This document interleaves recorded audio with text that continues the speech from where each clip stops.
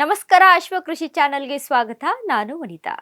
ತ್ವಚೆಯ ಸೌಂದರ್ಯಕ್ಕೆ ಮೆರುಗು ನೀಡುವ ಅರಿಶಿನ ನಮ್ಮೆಲ್ಲರಿಗೂ ಪ್ರಿಯವಾಗಿದ್ದು, ಅದೇ ರೀತಿ ಕಪ್ಪು ಬಣ್ಣದಿಂದಲೇ ಗುರುತಿಸಿಕೊಂಡು ಬ್ಲ್ಯಾಕ್ ಜೆಡೋರಿ ಅಂತಲೇ ಫೇಮಸ್ ಆದ ಕಪ್ಪು ಅರಿಶಿನದ ಅನುಕೂಲಗಳು ಎಷ್ಟೆಲ್ಲ ಇವೆ ಎಂಬುದನ್ನ ನಿಮಗೆ ತಿಳಿದಿದೆಯಾ? ಇನ್ನು ಕಪ್ಪು ಅರಿಶಿನ ಕೃಷಿ ಮಾಡಿದ್ರೆ ಎಷ್ಟೆಲ್ಲ ಲಾಭಗಳು ಗೊತ್ತಾ? ಕೆಜಿಗೆ ಈ ಅರಿಶಿನ 5,000 ರೂಪಾಯಿವರೆಗೆ ಮಾರಾಟವಾಗುತ್ತಂತೆ. ಹಾಗಾದ್ರೆ ಇದರ ಬೇಸಾಯ ಕ್ರಮಗಳು ಹೇಗೆ, ಏನೆಲ್ಲ ಅನುಕೂಲಗಳು, ಬನ್ನಿ ತಿಳಿಯೋಣ. ಅರಿಶಿನ ಸಾಂಪ್ರದಾಯಿಕವಾಗಿ ವಾಣಿಜ್ಯವಾಗಿ ಪ್ರಚಲಿತ ಪಡೆದ ಬೆಳೆ. ಅಡಿಗೆಗೆ ಪಾಕಶಾಲೆಯಲ್ಲಿ ಅರಿಶಿನವಿಲ್ಲವೆಂದ್ರೆ ಪರಿಪೂರ್ಣ ಅಡಿಗೆಯಾಗಲು ಸಾಧ್ಯವೇ ಇಲ್ಲ. ಅದೇ ರೀತಿಯಾಗಿ ಔಷಧೀಯ ಗುಣಗಳ ಭಂಡಾರವೇ ಅರಿಶಿನದಲ್ಲಿರೋದ್ರಿಂದ ಆಯುರ್ವೇದಿಕ ಔಷಧಿಯಾಗಿ ಬಳಸಲಾಗುತ್ತದೆ. ಇದೆಲ್ಲವನ್ನು ನಾವು ಹೆಚ್ಚಾಗಿ ಹಳದಿ ಬಣ್ಣದ ಅರಿಶಿನದಲ್ಲಿ ಹೆಚ್ಚು ಕೇಳಿದ್ದೇವೆ, ನೋಡಿದ್ದೇವೆ. ಆದ್ರೆ ಕಪ್ಪು ಅರಿಶಿನದ ಬಗ್ಗೆ ನಾವು ಮಾತನಾಡೋದೇ ಕಡಿಮೆ. ಎಷ್ಟೋ ಜನರಿಗೆ ಕಪ್ಪು ಅರಿಶಿನದ ಬಗ್ಗೆ ತಿಳಿದೆಯೇ ಇಲ್ಲ. ಕಪ್ಪು ಅರಿಶಿನ ಹಳದಿ ಅರಿಶಿನಕ್ಕಿಂತ ಹೆಚ್ಚು ಪ್ರಚಲಿತವಾದ ಬೆಳೆ. ಆರೋಗ್ಯದ ವಿಷಯದಲ್ಲಿಯೂ ಕಪ್ಪು ಅರಿಶಿನಕ್ಕೆ 3 ಪಟ್ಟು ಡಿಮ್ಯಾಂಡ್. ಹಾಗಾಗಿ ಮಾರುಕಟ್ಟೆಯಲ್ಲಿ ಕೆಜಿಗೆ 5,000 ರೂಪಾಯಿವರೆಗೆ ಬೇಡಿಕೆ ಇದೆ. ಇಷ್ಟು ಪ್ರಾಮುಖ್ಯತೆ ಇರುವ ಕಪ್ಪು ಅರಿಶಿನ ಬೇಸಾಯದ ಬಗ್ಗೆ ಈ ವಿಡಿಯೋದಲ್ಲಿ ಸಂಪೂರ್ಣವಾಗಿ ಮಾಹಿತಿಯನ್ನ ನೀಡ್ತೇವೆ. ವಿಡಿಯೋವನ್ನ ಕಂಪ್ಲೀಟ್ ಆಗಿ ವೀಕ್ಷಣೆ ಮಾಡಿ. ವೈಜ್ಞಾನಿಕವಾಗಿ ಕರ್ಕ್ಯುಮಾ ಸಿಸಿಯಾ ಎಂದು ಕರೆಯುವ ಕಪ್ಪು ಅರಿಶಿನದಲ್ಲಿ ಆಂಟಿಬಯೋಟಿಕ್ ಗುಣಲಕ್ಷಣಗಳು ಹೇರಳವಾಗಿರುವುದರಿಂದ ಆಯುರ್ವೇದದಲ್ಲಿ ಮೂಲಿಕೆಯಾಗಿ ಬಳಸಲಾಗುತ್ತದೆ. ಸೌಂದರ್ಯವರ್ಧಕವಾಗಿ, ಗಾಯಗಳು, ಉಳುಕು, ಚರ್ಮ ರೋಗಗಳು, ಜೀರ್ಣಕ್ರಿಯೆ ಸುಧಾರಿಸಲು, ಯಕೃತಿಯ ಸಮಸ್ಯೆ, ಕೊಲೆಸ್ಟ್ರಾಲ್ ಕಡಿಮೆ ಮಾಡಲು, ಅಷ್ಟೇ ಯಾಕೆ ಕ್ಯಾನ್ಸರ್ ಸಂಬಂಧಿತ ಕಾಯಿಲೆಗಳಿಗೂ ಕಪ್ಪು ಅರಿಶಿನ ರಾಮಬಾಣ. ಕಪ್ಪು ಅರಿಶಿನ ಹೇಗೆ ಬೆಳೆಯುವುದು ಎಂಬುದನ್ನು ನೋಡೋದಾದ್ರೆ, ತಾಪಮಾನವು 15ರಿಂದ 40 ಡಿಗ್ರಿ ಸೆಂಟಿಗ್ರೇಡ್ ಆಗಿರಬೇಕು. ಬೆಚ್ಚನೆಯ ವಾತಾವರಣ ಇದಕ್ಕೆ ಸೂಕ್ತ. ಮರಳು, ಲೋಮ, ಮಟಿಯಾರ್, ಮಧ್ಯಮ ನೀರಿನ ಹಿಡುವಳಿ ಭೂಮಿ ಉತ್ತಮವಾಗಿದೆ. ನಯವಾದ ಕಪ್ಪು ಮಿಶ್ರಿತ ಮಣ್ಣು ಇದಕ್ಕೆ ಸೂಕ್ತವಲ್ಲ.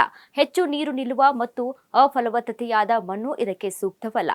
ಮಣ್ಣಿನಲ್ಲಿ ರಸಸಾರ 5ರಿಂದ 7ರವರೆಗೆ ಇದ್ದರೆ ಉತ್ತಮ. ಹಾಗಾಗಿ ಹೆಚ್ಚು ಸಾವಯವ ಪದಾರ್ಥವನ್ನ ಭೂಮಿಯಲ್ಲಿ ಬಳಸಬೇಕು. ಇನ್ನು ನಾಟಿಗೂ ಮೊದಲು ಭೂಮಿಯನ್ನ ಆಳವಾಗಿ ಉಳುಮೆ ಮಾಡಿ ಸ್ವಲ್ಪ ದಿನಗಳವರೆಗೆ ಸೂರ್ಯನ ಬಿಸಿಲಿಗೆ ಬಿಡಬೇಕು. ನಂತರ ಕೊಟ್ಟಿಗೆ ಗೊಬ್ಬರ, ಬೇವಿನ ಹಿಂಡಿಯನ್ನ ಭೂಮಿಗೆ ಸೇರಿಸಿ ಹದಗೊಳಿಸಿದ ನಂತರ ನಾಟಿ ಕಾರ್ಯ ಕೈಗೊಳ್ಳಬೇಕಾಗುತ್ತೆ. ಜೂನ್, ಜುಲೈ ತಿಂಗಳಲ್ಲಿ ಕಪ್ಪು ಅರಿಶಿನವನ್ನ ಬಿತ್ತಬೇಕು. ನೀರಾವರಿ ಅನುಕೂಲವಿದ್ರೆ ಮೇ ತಿಂಗಳಲ್ಲಿಯೂ ನಾಟಿ ಮಾಡಬಹುದು. ಪ್ರತಿ ಹೆಕ್ಟರ್ಗೆ ಸರಿಸುಮಾರು 20 ಕ್ವಿಂಟಾಲ್ ಬೀಜಗಳು ಅಂದ್ರೆ ಗೆಡ್ಡೆಗಳು ಬೇಕಾಗುತ್ತವೆ. ನಾಟಿ ಮಾಡುವ ಮೊದಲು ಗೆಡ್ಡೆಗಳನ್ನ 15ರಿಂದ 20 ನಿಮಿಷ ಬೀಜೋಪಚಾರವನ್ನ ಮಾಡಬೇಕಾಗುತ್ತೆ. ನಂತರ ಸಾಲಿನಿಂದ ಸಾಲಿಗೆ 2 ಅಡಿ ಅಂತರದಲ್ಲಿ, ಸಸ್ಯದಿಂದ ಸಸ್ಯಕ್ಕೆ 25ರಿಂದ 30 ಸೆಂಟಿಮೀಟರ್ ಅಂತರದಲ್ಲಿ 7 ಸೆಂಟಿಮೀಟರ್ನಷ್ಟು ಆಳದ ಗುಂಡಿಯಲ್ಲಿ ನಾಟಿ ಮಾಡಬೇಕು. ಗಡ್ಡೆಗಳು ಅಲ್ಲದಿದ್ದರೂ ಸಸಿಗಳ ನರ್ಸರಿಯನ್ನ ತಯಾರಿಸಿ ನಾಟಿ ಮಾಡಬಹುದು. ಕಪ್ಪು ಅರಿಶಿನ ಸಸ್ಯಗಳಿಗೆ ಹೆಚ್ಚು ನೀರಿನ ಅಗತ್ಯವಿಲ್ಲ.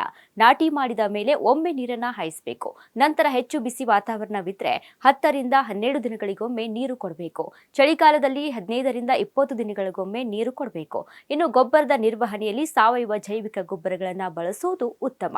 ಸಾವಯವ ಗೊಬ್ಬರದ ಜೊತೆಗೆ ಕೊಟ್ಟಿಗೆ ಗೊಬ್ಬರಗಳನ್ನ ಬಳಸಬೇಕು. ಕಳೆ ನಿಯಂತ್ರಣಕ್ಕೆ, ರೋಗ ಕೀಟ ಬಾಧೆಗಳ ನಿಯಂತ್ರಣಕ್ಕೆ ಸಾವಯವ ಕೃಷಿಯಲ್ಲಿ ಕಳೆನಾಶಕ, ಕೀಟನಾಶಕಗಳನ್ನ ಬಳಸಬೇಕಾಗುತ್ತೆ. ಯಾವುದೇ ಕಾರಣಕ್ಕೂ ರಾಸಾಯನಿಕ ಗೊಬ್ಬರಗಳು, ಕೀಟ ಕಳೆನಾಶಕಗಳನ್ನ ಸಿಂಪಡಣೆ ಮಾಡಬಾರದು.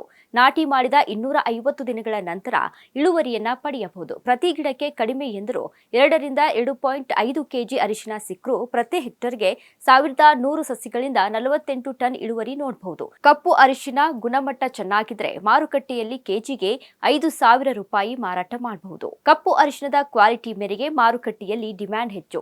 500ರಿಂದ 5,000 ರೂಪಾಯಿವರೆಗೆ ಕೆಜಿಗೆ ಮಾರಾಟವಾಗುತ್ತದೆ. ಹಾಗಾಗಿ ರೈತ ಬಾಂಧವರು ಕಪ್ಪು ಅರಿಶಿನವನ್ನ ಸಾವಯವ ಕೃಷಿಯಲ್ಲಿ ಬೆಳೆದ್ರೆ ಗುಣಮಟ್ಟವಾದ ಅರಿಶಿನವನ್ನ ಪಡೆಯಬಹುದು. ಇದರಿಂದ ಮಾರುಕಟ್ಟೆಯಲ್ಲಿ ಬೆಲೆ ಹೆಚ್ಚು ಸಿಗುತ್ತದೆ. ಇದಾಗಿತ್ತು ಇವರೆಗಿನ ಕೃಷಿ ಮಾಹಿತಿ. ನೋಡ್ತಾ ಇರಿ ಅಶ್ವಕೃಷಿ ಚಾನೆಲ್. ಧನ್ಯವಾದಗಳು.